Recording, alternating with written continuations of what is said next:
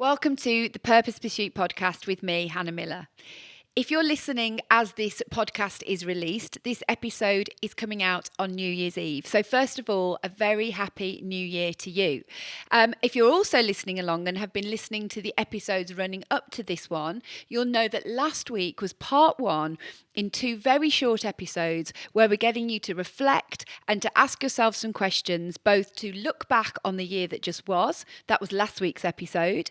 And this short episode, which is getting you to think a little bit about the direction of travel you want to take next year. And when is there a better opportunity to do that than on New Year's Eve? I would say that I often don't make my New Year's resolutions or my thoughts or goals for the new year, whatever you want to call them. I don't necessarily enact them from January the 1st. I would actually encourage you to think really carefully about whether that's the best day to start.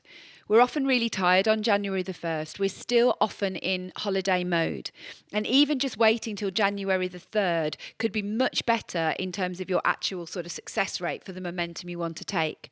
But this is a really good time to do that reflecting, to ask the questions and think about what you'd like this year to be categorised by. So last week's episode, if you want to go back to that, if you've not listened to it, got you to reflect on what type of a year you've had, what have you learned about yourself, what season of life were you in, what decisions have you made that were keeping you on track, and what decisions were not so good. This episode is going to get you to look ahead a little bit more with purpose. And again, can I encourage you, I tell this story in my book that we can make just small course corrections and find ourselves so much more on track by the end of a year than we ever thought we would.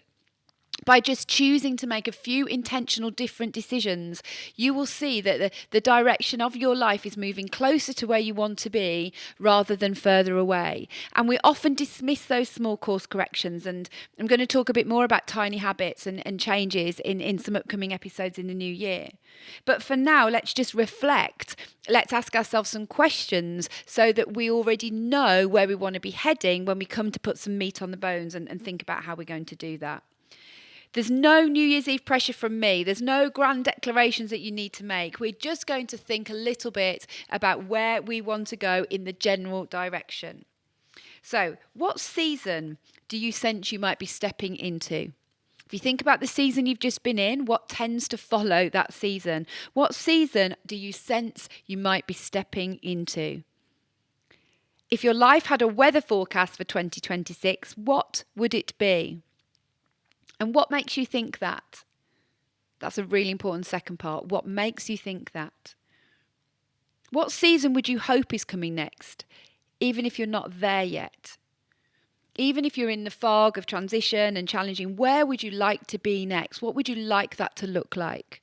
If you've been in a time of winter and you can't yet see spring, do you hope that that's what's coming around the corner? Because that tends to be the case. So this first bit is thinking about the season that you are hoping you're moving into. And then let's check in again on this idea of transition. Remember, transition is when we've stepped out of one thing and we're not yet into the next one. It can often feel foggy, disorientating, really difficult, and actually much of us wants to retreat to what we've already known in those seasons. Is there an area of your life that's clearly between the no longer and the not yet? What would it look like to move through that transition with compassion rather than pressure? And I'd add to that, what would it look like to move through that transition with intention and a belief that you're going to come out to the other side? What do you need to do? What do you need to engage with? Thinking again about the mini audit of what life feels like. Think about your day-to-day activity. And as you think about 2026, what do you want that to look like? What is one area of your life that needs nourishing? And by area, that could be your personal life, relationships, your health, your finances, your work life, your spiritual life, all of your emotional well-being. Those are all aspects of your life. You're probably going to think of categories I haven't there, but what is one area of your life that needs nourishing? What is one area of your life that needs boundaries? And what is one area of your life that needs celebration? I really like these questions. What needs nourishing? What needs boundaries? What needs celebration? Another really important part of our life is understanding values. I talk about values a lot. There's an entire chapter on it in the book. But if you think about your own personal values and being aligned with them, what one value do you want to live more consistently in 2026? Sometimes people have a word for the year, and that word for the year can be attached to a value or something that they really want to focus in on and hone. My word for 2025 was strong. I had no idea in January quite how important strength was going to be for me, but it was about creating inner strength this year. That was a word that I wanted to really move into, was growing in strength.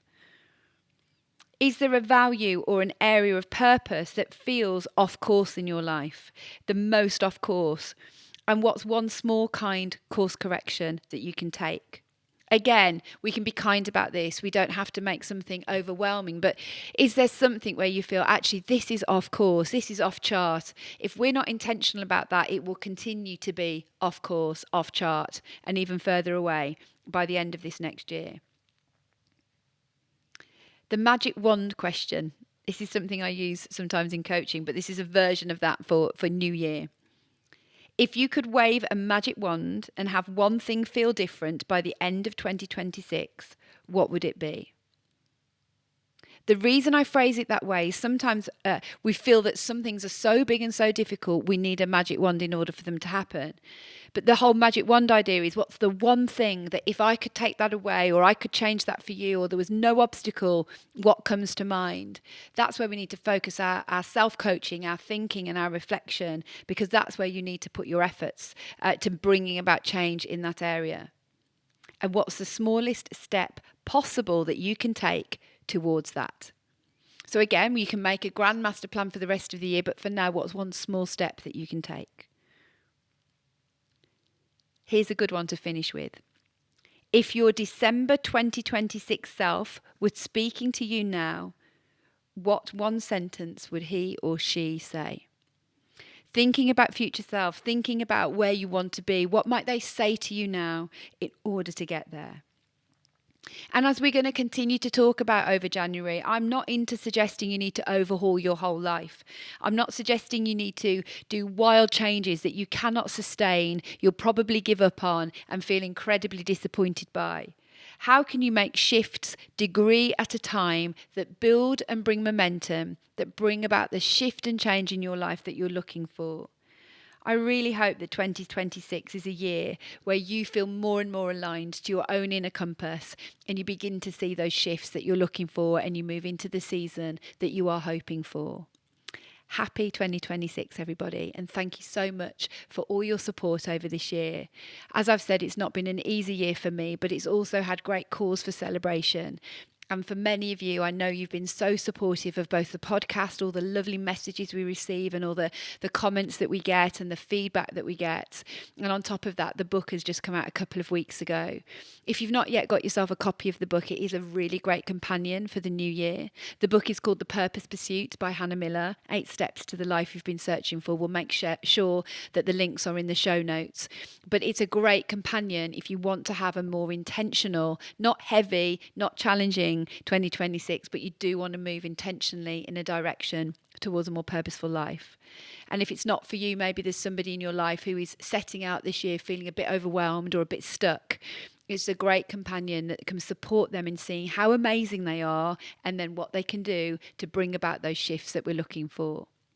So I guess all that's left for me to say is thank you again. Thank you for listening. Thanks for engaging. Thanks for encouraging. Thank you for being part of this purpose-filled community. And I wish you every happiness and blessing for 2026 for you and your loved ones. Bye for now.